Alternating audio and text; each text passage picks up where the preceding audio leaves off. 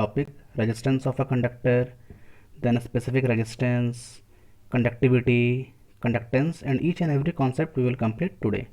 So let us start the topic resistance of a conductor. Now देखो resistance of a conductor क्या होता है. जो resistance जो होती है ये एक करंट के फ्लो में एक ऑब्स्टेकल होता है. मीन्स अगर मान लीजिए हमारे पास एक कंडक्टर है और उस कंडक्टर में कोई करंट फ्लो हो रही है 5 एम्पियर की, तो अगर हमें उस 5 एम्पियर करंट को कम करना है तो हम क्या करेंगे, हम एक रजिस्टर लगा देंगे. ठीक है, तो रजिस्टर क्या करेगा, उस करंट को अपोज करेगा. Means resistor is the opposition in the flow of current.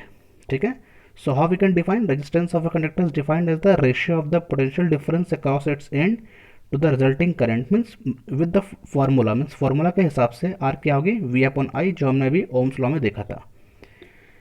Means अगर हम आर को इंक्रीज करेंगे तो करंट क्या होगी, डिक्रीज करेगी. ठीक है, अगर रेजिस्टेंस को बढ़ाएंगे तो करंट क्या होगी, डिक्रीज करेगी. होता क्या है, अपोजिशन होता है और ऑब्स्टिकल होता है किसके लिए, in the path of flow of current.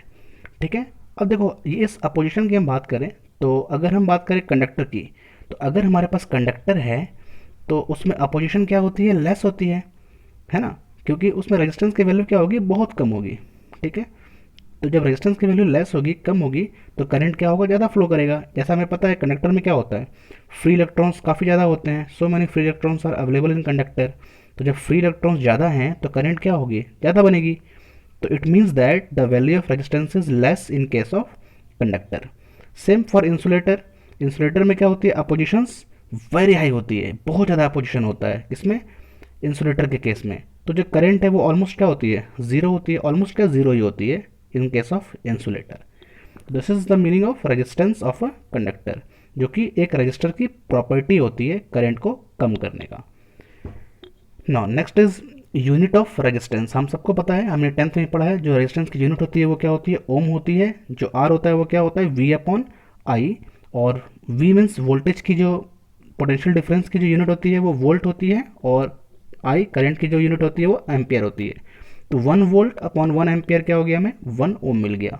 तो यहाँ से हम 1 ओम भी डिफाइन कर सकते हैं. Means when a 1 ampere of current is flowing through a conductor having its potential difference 1 volt across its ends of conductor, so the resistance of a conductor is 1 ohm. तो इस तरह से हम 1 ohm को define कर सकते हैं. Now next is factor on which resistance depend. Means जो रेजिस्टेंस जो है यहाँ पे आर, उन किन किन फैक्टरों पर डिपेंड करता है. मीन्स अगर हम लेंथ की बात करें, एरिया ऑफ क्रॉस सेक्शन की बात करें, नेचर ऑफ मटेरियल की बात करें और टेम्परेचर की बात करें, तो वो उस पर कैसे डिपेंड करेगा. तो ये चीज़ें भी हम, ये बातें भी हमने 10th में देख रखा है. So just let's have a look for this all points. So अगर एल मीन्स अगर हम लेंथ ऑफ कंडक्टर को इंक्रीज करेंगे तो रेजिस्टेंस क्या होगी, इंक्रीज करेगी. Means the resistance of a conductor is directly proportional to the length of the wire or conductor. Again, the resistance of a conductor is inversely proportional to the area of its cross section. Means if resistance increases, area of cross section decreases and vice versa. Now it also depend on the nature of the material, कि material की nature क्या है, ductile है, sonorous है, तो उसके nature के according भी resistance उस पर depend करती है. conductor है, insulator है, semiconductor है, these all define the nature of the material. Now इसकी डिपेंडेंसी टेम्परेचर पे भी होती है. अभी हम पढ़ेंगे, अभी आने वाले टॉपिक टेम्परेचर पे रेजिस्टेंस की डिपेंडेंसी कैसे होती है. अगर टेम्परेचर इंक्रीज करेगा या डिक्रीज करेगा तो आर की वैल्यू क्या होगी, इंक्रीज की decrease. This topic we will complete on the next slide. Now so with this 2 point we get the relation R is equals to rho into L upon A. Means R is proportional to L, directly proportional to L and inversely proportional to A. So R is proportional to L upon A. अब proportion के sign को हमने हटाया यहाँ से, तो हमने यहाँ पे कांस्टेंट लगाया, जो कि कांस्टेंट क्या है यहाँ पे, resistivity. So R equals to finally क्या मिल गया हमें, rho into L upon A. So rho क्या है यहाँ पे, रो बोलते हैं इसे हम, जो साइन देख रहे हो आप इस तरह से, दैट इज व्हाट, रो, जो कि कांस्टेंट है, constant of proportionality, and it is also called resistivity, और एक और नाम है इसका स्पेसिफिक रेजिस्टेंस. तो कई बार पूछता है ऑब्जेक्टिव क्वेश्चन में कि रेजिस्टिविटी को हम क्या कहते हैं, तो it is also specific resistance of the conductor. ठीक है. नाउ तो देखो इस फॉर्मूला से हमने R equals to rho into L upon A से हमने क्या किया, लेंथ को हमने 1 मीटर रखा है और एरिया ऑफ क्रॉस सेक्शन हमने 1 मीटर स्क्वायर रखा है। सो फाइनली जब हमने एल और ए को 1 1 रख दिया तो आर क्या आ गया, आर इज इक्वल्स टू रो मिल गई हमें। सो what is the meaning of this statement? It means that the resistance offered by the material of length 1 meter and area of cross-section 1 meter square is equivalent to its resistivity। Means जो resistance होगा वो resistivity के equivalent होगी। तो अगर हमने कहा कि रेजिस्टिविटी इंक्रीज कर रही है, it means that its resistance also increases. तो रेजिस्टेंस और रेजिस्टिविटी आपस में प्रोपोर्शन होते हैं, जहां आर बढ़ेगा वहां पर रेजिस्टिविटी भी क्या होगी, इंक्रीज होगी। ठीक है। नाउ अगर हम बात करें रेजिस्टिविटी की एसआई यूनिट के लिए, तो देखो इस इक्वेशन से हमने रेजिस्टिविटी को सेपरेट किया तो फाइनली रेजिस्टिविटी कितनी आ गई, R into A upon L. So R की यूनिट क्या होती है, ओम, ए की यूनिट क्या होती है, मीटर स्क्वायर, एंड एल की यूनिट क्या होती है, मीटर। सो मीटर से मीटर कैंसिल हो गया, तो बट यहाँ पे मीटर स्क्वायर था तो 1 मीटर बचा हुआ है। सो क्या हो गया, ohm metre. So ohm metre is the unit of resistivity and resistance की यूनिट क्या होती है, ओम।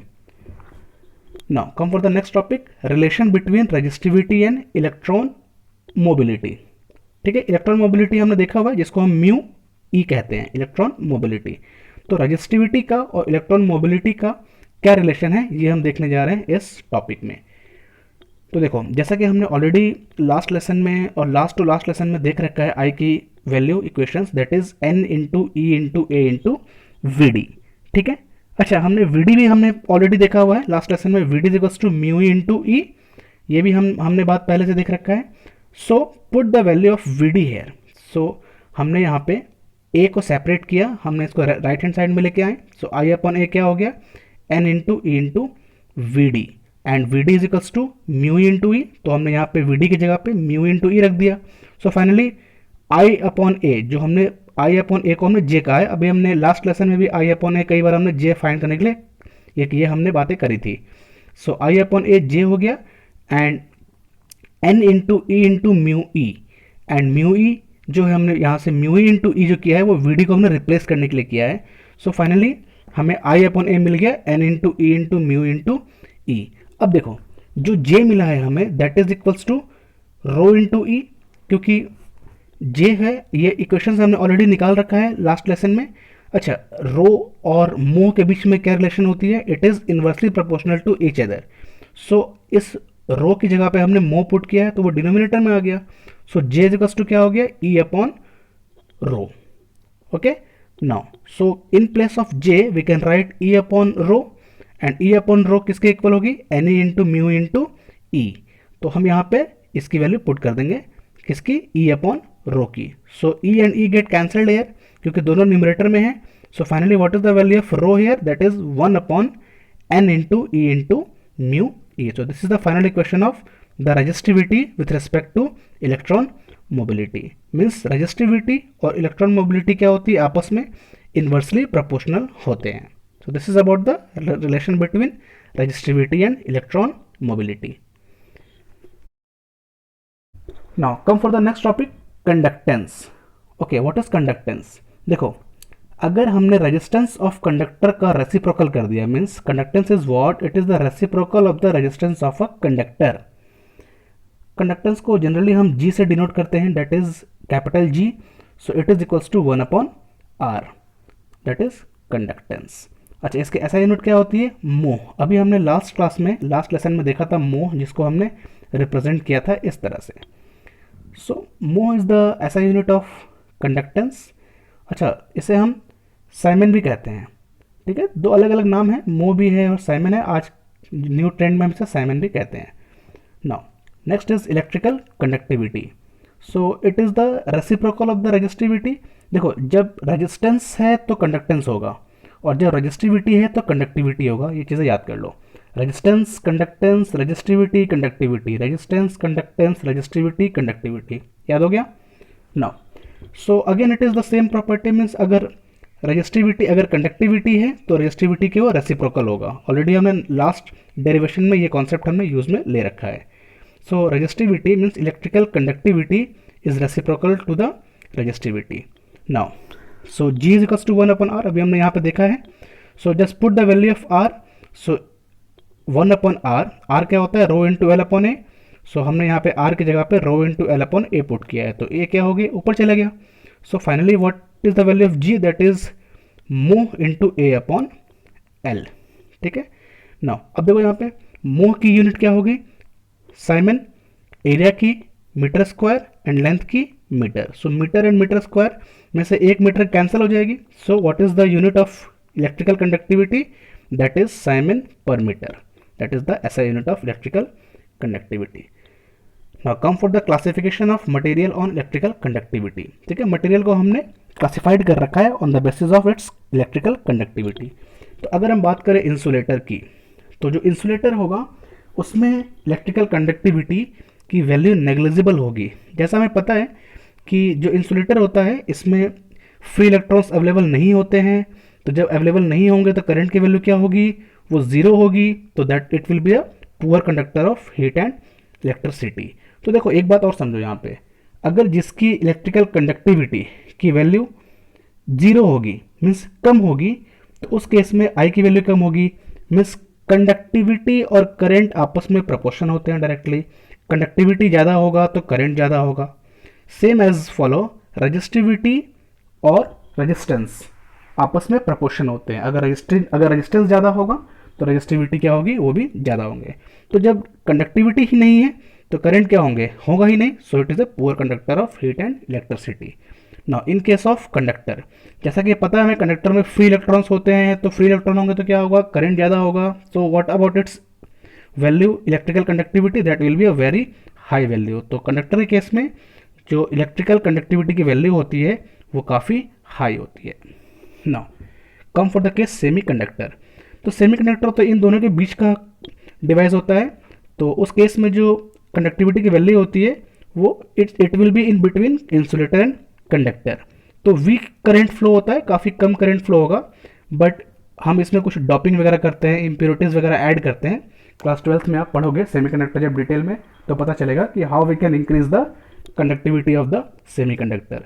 तो कुछ डॉपिंग वगैरह, इम्प्योरिटी वगैरह ऐड करके हम इस करंट को हम इंक्रीज कर देते हैं। तो this is about the classification of material on electrical conductivity. Now come for the resistivity of various material. तो देखो यहाँ पे आर इक्वल्स टू क्या मिला हमें, रो इंटू एल अपॉन ए, ऑलरेडी हमें पता है। सो सेपरेट कीजिए यहाँ से रो को, so rho equals to R into A upon L. Now ये बात भी हमें पता है जब हमने वैलिडिटी पढ़ी थी ओम्स लॉ की, R equals to M into L upon N E square A tau. So just put the equation 1 from equation 1 में हम इक्वेशन आर की वैल्यू को पुट करने जा रहे हैं।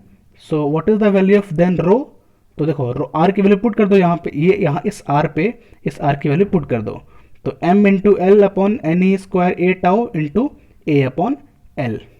तो इस ए से इसे कैंसिल हो गया, ए क्या है यहाँ पे, A is the area of cross section.